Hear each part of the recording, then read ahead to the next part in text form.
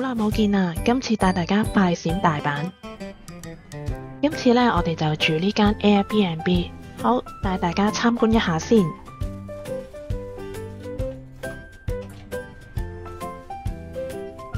今次呢，我哋嚟大阪呢，就住呢一間類似 Airbnb 咁樣，就喺道頓堀嗰邊。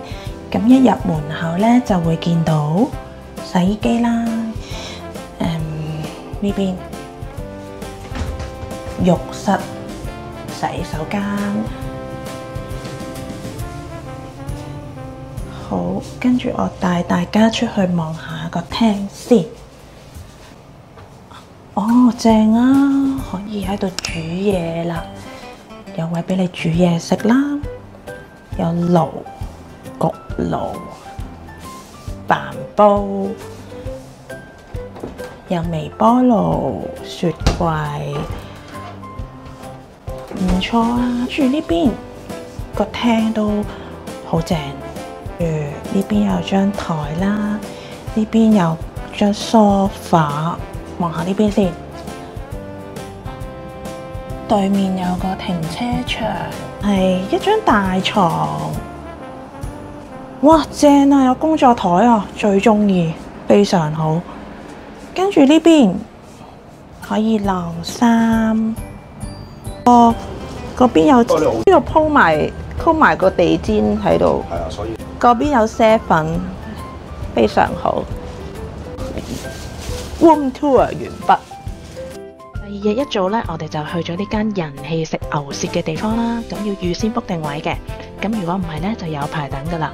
佢嘅牛舌呢，真係超正超勁腍。咁呢，唔講咁多啦，大家真係值得要試下嘅。有冇觀眾朋友同我一樣，每次去到日本都會好中意去神社參觀嘅呢？今次呢，我就揀咗呢個金宮庸神社去參觀。呢個神社呢，主要都係求呢個生意興隆嘅。如果你係做 sales 啊，做生意嘅老闆呢，都可以過嚟呢度參拜一下。哇！呢個金運手呢，好靚，大家都可以過嚟望下。呢度嘅御守都係好特別嘅。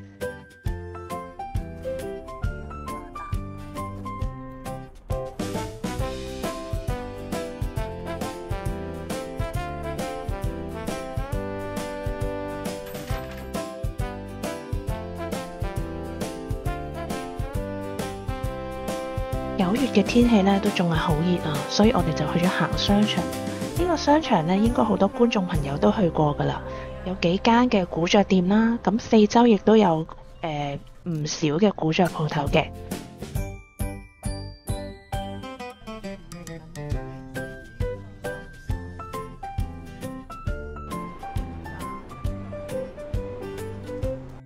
天氣咧都實在係太熱啦，行陣街我哋就去咗飲嘢啦。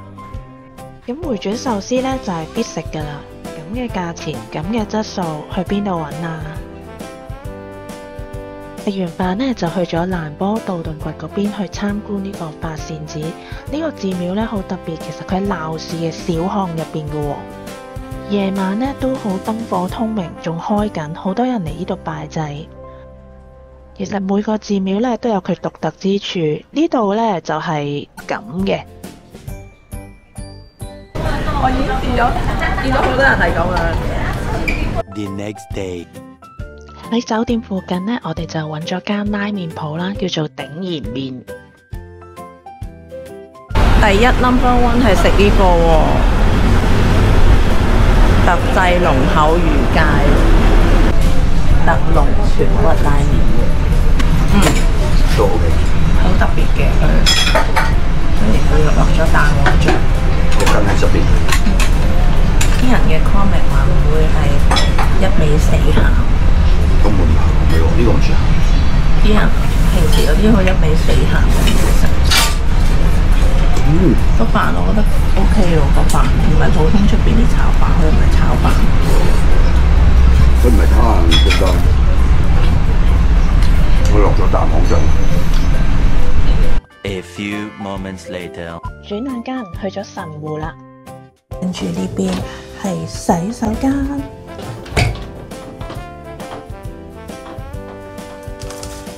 都係有張大床。呢度咧，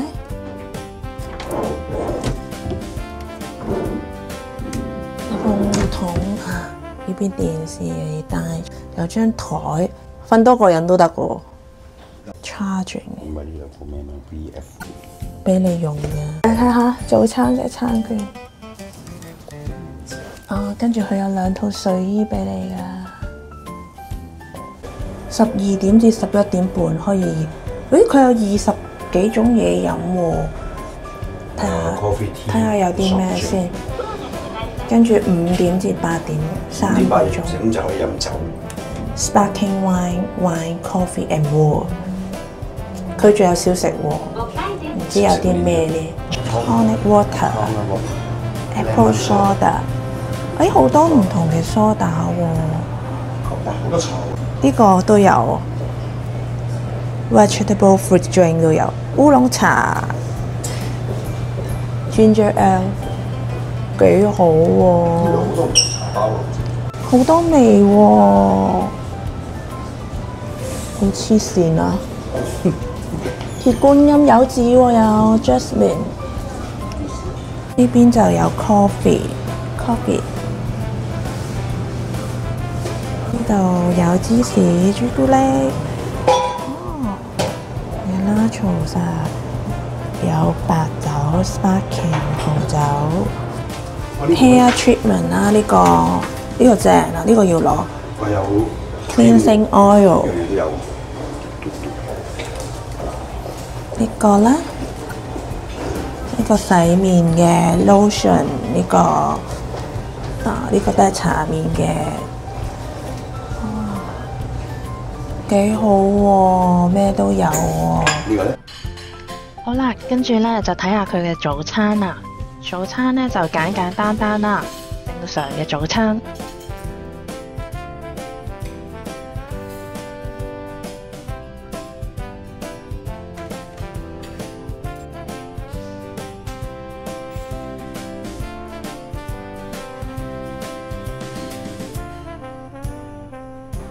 下晝咧，我哋就出咗嚟食神戶拉麵。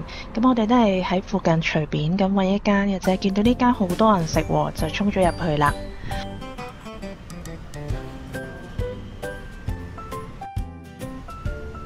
個係神戶拉麵。1944年歷史啊！佢都係算係數一數二難食嘅搞唔掂。好啦，跟住呢，我哋就去3樓呢間度食神戶牛啦。咁呢間呢，其實係有 set lunch 嘅，分別呢就有81啦、83同85 gram 嘅神戶牛，有沙朗同埋菲力牛扒俾大家揀嘅。咁一個廚師呢就 serve 2位客人，咁當日呢，成張台呢就有4個客人啦，所以呢就有2個廚師。咁全個 set 咧就有前菜啦、飯啦、甜品同埋嘢飲嘅，大概咧就係10000零yen一個 set， 都唔錯㗎。食完神戶牛嘅附近呢，有一個神社叫做生田神社。好啦，我哋入去參觀下。咁呢個神社咧，主要咧就係求戀愛啦、姻緣嘅，係神戶最古老、最知名嘅神社之一嚟㗎喎。酒店大概行過嚟10分鐘到啦，喺呢個三宮商店街呢，就會見到有個車站就去關西空港同埋伊丹空港。今次嘅旅程話咁快就完結啦，下次估下我帶大家去邊呢？